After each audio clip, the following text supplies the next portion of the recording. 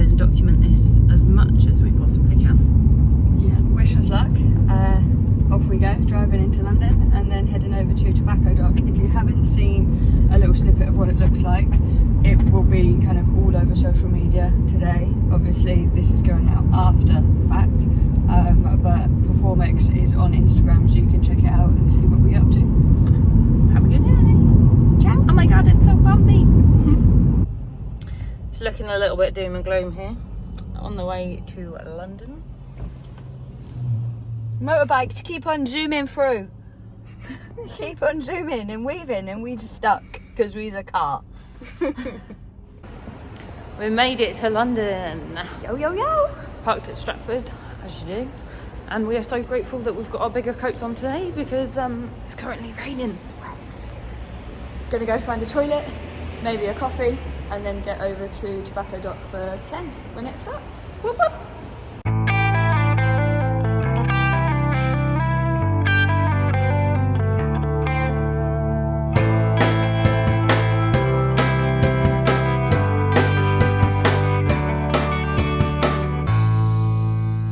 Better service offering for our members, we can just operate a better business. And any of you that have a business, particularly brick and mortar gym, you will know that those babies need feeding and you need cash and you need to continue to reinvest. Otherwise, within a couple of years, the equipment's shoddy, the place needs a bit of paint. You need to hire better coaches. And I have men and women come on Midpoint, and it wasn't a podcast set up to discuss menopause, but a lot of the women who came on, as you probably would, guess, are experiencing perimenopausal symptoms and were quite happy to talk about them. And Davina came on, and Mariella Frostrop, who both made incredible inroads in that area, and they started talking about symptoms, and I was like, oh, that's funny. I get that, and I had thought in some of them I just thought was just getting older, so I was like, oh, my skin feels dry, my hair doesn't feel quite as luscious, and oh, I'm not feeling as strong in the gym, or I'm not, I'm a bit anxious, I'm a bit crabby, as Kenny would say, a bit ratty, and actually I realised these were perimenopausal symptoms, and that led me to want to find out a lot more about it and more about the physical side. Before I went, I thought, well, how good are you going to be able to get? So the first thing we did was jump into an ice lake to give you a real sense of cold, and then we, swam under ice, and we did all the, the kind of all the mad stuff that Wim Hof does. You were phenomenal on it, by the way. Oh, that's really kind of you. I loved it, and the group of us that were lucky enough to do it, we knew that we were very to be the first to do it, and there hasn't been sadly a second series. That we were so privileged to be in that, in that tent together, and we got on really, really well, and still in contact with each other, and it was such from a point of view of we had to get rid of our phones, we had to get rid of iPads, we had no communication with the outside world for 3 weeks, there were no mirrors in there, so you stripped away all the stuff that can hold us back in life. Here we are. Just eating some food in the networking bar. Just met Gabby Logan. We are amazing. She's so cool, guys. I don't even know what to say. I was so nervous, but I was brave in the seminar and asked a question about the Wim Hof experience she had, which was really inspirational because she talks about how many rounds they did and the whole experience. She did a really good, I guess you could say, walkthrough from her experiences, top level gymnastics, right the way through to finding other, losing her identity by losing her sport, all the way through. That was more of a personal one, I think, wasn't it? We were on the fence as to whether we were going to go to it, but we're so glad we did, because it's somebody that in my world within women's sport, I've watched her for a long time. So it was great to sit and listen to her, and she's just fabulous, absolutely fabulous. We're now eating. Now we're going to eat our food, and then back to some more talks from the Wealth HQ ladies, and then into stress and metabolism. Cold water exposure. Impact their ability to train and perform. As coaches, as trainers, as people supporting women, if you have a client or a woman or an athlete who is coming up to you and saying that for 3, 4, 5 days a month there's something that's impacting the quality of my training, my motivation to train, or my ability to turn up, you would feel like you should be and could be doing something about that. If it was, a poorly shoulder or a bad knee, you'd be saying, let's do this strapping and taping, let me tell you about this acupuncturist and this physio and this lotion and this potion and this pill, until we get to a point where you feel like you can show up every day and train. And we are not doing that when we're ignoring the influence of the menstrual cycle on women's experiences of their bodies. So 88% of those 14,000 women said that it affected their ability to train or compete. And finally, when we look at how much it's being talked about, 70% of girls and women say they would never, ever, ever mention their menstrual cycle to their teacher, their coach, their personal trainer. So we've got something that's showing up, affecting our bodies, and we're not talking about it. So how can we even hope to help women get the best out of their bodies and help women overcome any of the symptoms that are getting in the way of their fitness if we don't talk about it?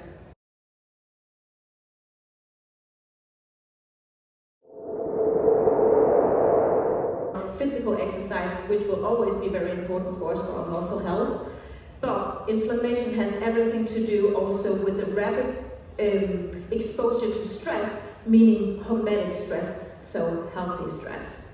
We need to do something about this map. I can't do it alone, so I'm here talking to you. Hopefully we can do this together. What we do about it, and we concentrate on bits of the female body. But even though we're talking about anatomy and physiology and bodies, what we're actually dealing with is all of these ecosystems which surround the human being, in this case the woman, and all of those things affect her ability to find the right sports bra or understand her menstrual cycle or be supported through perimenopause. Because even in this first circle, here you've got the coaches, your experience of these things will influence how you support that woman. So for a start, women will have a lived experience of being in a female body. And some people assume that means we're better equipped to help. Hey guys, Day one done. day one has been so interesting. Loads of food before. Now we have some food, drink. Yep, food, drink, and some planning. Some big plans.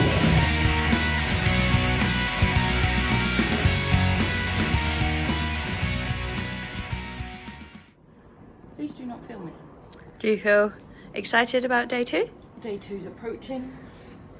I mean, slightly more summery there. Not really that summery outside, so Good job you got your big coat. that'll be interesting. Yes, I have summer wear and a huge coat. We've made it through a night in the travel lodge. Probably not the best planning of a room. Next time, we're gonna get a slightly nicer hotel. But we're now off to find some coffee, and basically today we have no idea when we're going to eat, because from 9 to 5 we are jam-packed. So good luck, eh? You can jump in, sure. Morning, day two. Ooh, look who we found. Hey. Busy day, 9 till 5, literally every hour on the hour. I've had one coffee. I think I'm going to need at least 2 more. Sam's yet to have a coffee. Annie, have you had a coffee? Oh yeah, smashed. Okay, so me and Annie have got at least one in the system. Sam? I'm running on adrenaline. Just going to be fine. And we are off to the first talk with Dr. Mike, who is an absolute legend, and a few others on the panel, all about mental health in the fitness industry. So how us three keep these things ticking over to support you guys. You know, I was working 16-hour days, 6 days a week on my own, hadn't paid myself for the best part of 8 months. I was taking all the classes myself. I was taking all my clients myself. I had 20 clients on top of all my other projects, business responsibilities, a home life, a house to pay for. I was in a relationship and she had a daughter as well. So, you know, I was responsible for this child. So all of that personally got on top of me at a really bad time.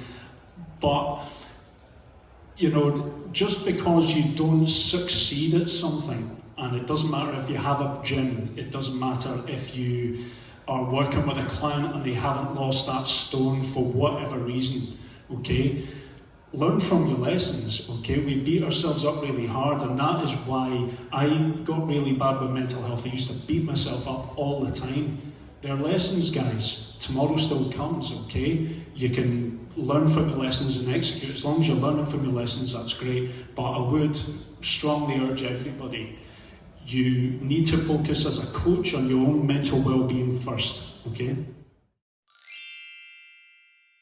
You know she's having a period, but you don't know why it's affecting her. You don't know if it's because it's a heavy period, if it's because it's a painful period, if it's because it's a period that's giving her fatigue, if it's that it's giving her nausea and diarrhea. Like, you don't know any of that unless you ask. So getting curious and then saying, I will do whatever I can to help you not have this happen every month. We've already talked about...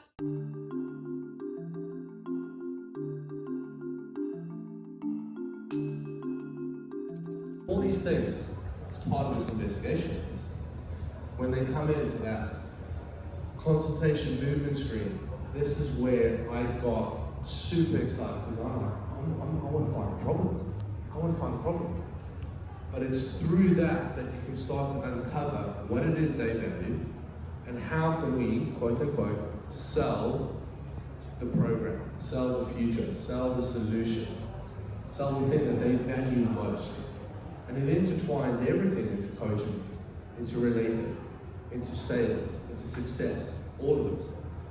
And then you can flex, so to speak, with your ability to see movement, see behaviors, see language, start to bring some goal-setting stuff into it, and all of a sudden you start to see this clarity come over them. Their eyes start like just really kind of gazing in towards you as to go, wow, this is what coaching feels like. I've never been here before. If you can start that journey with that foot forward, this whole relationship thing is so much easier. It starts with the ability to notice rather than to just be like, this is what we're going to do. And when you're shouting at your children. But it's also there, it has to be able to relax and fully let go when you go to the toilet. So a lot of times people think if you have pelvic floor dysfunction, it's because your pelvic floor is weak. But like any part of our bodies, the pelvic floor doesn't always operate at full form because it may well be too weak, but it might be too strong, or it might just be uncoordinated. So there can't just be one fix. Okay, we will start with pelvic floor exercises, but there are many more different options that you can consider. The most common form of issue is that urinary stress incontinence. So that's when there's an increase in pressure in your core. That means your pelvic floor cannot resist that pressure, and that increase in pressure comes from laughing, coughing, sneezing, breath holding in weights, and it just means that a small amount of urine will leak out.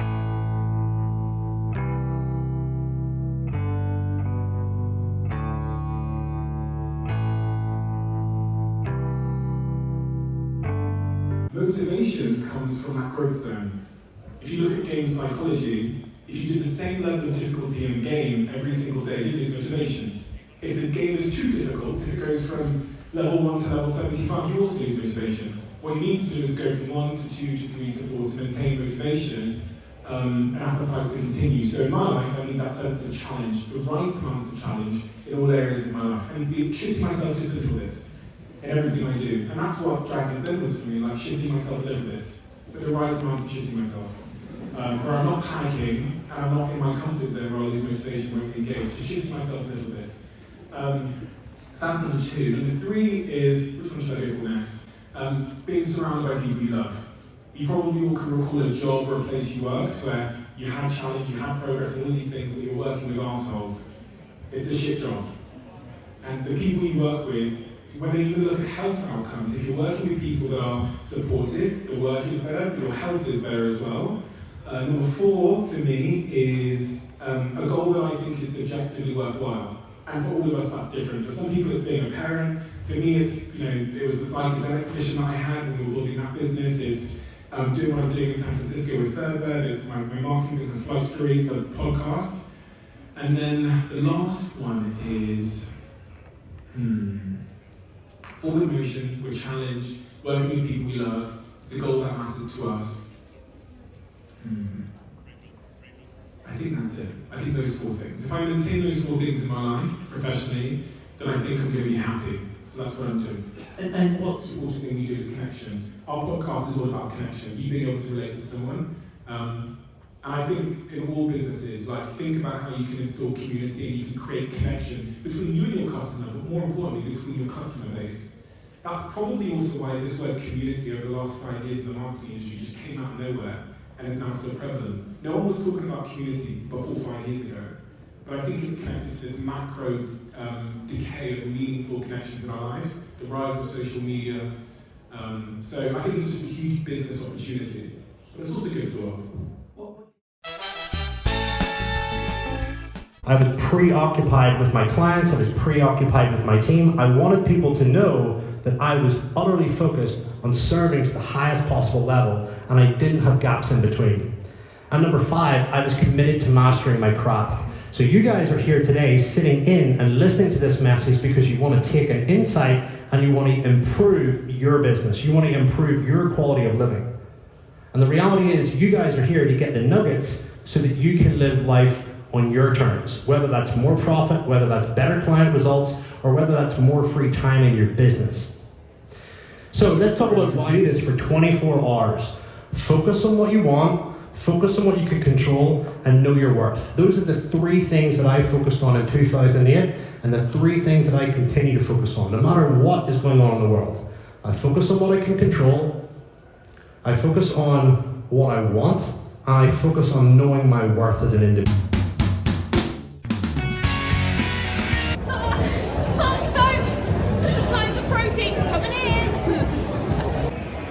And just like that, Performix is done. Box of protein. It's quiet now. There is one more chat, but back-to-back chats from 9. We are all done. So we're going to lug all this protein and ourselves for some nice steps after being sat down all day. Walk ourselves back to the train, back to Stratford. I think we're going to get some grub at Stratford and then make our way back to Suffolk. But here we go. London doing its best to send us off. What a few days.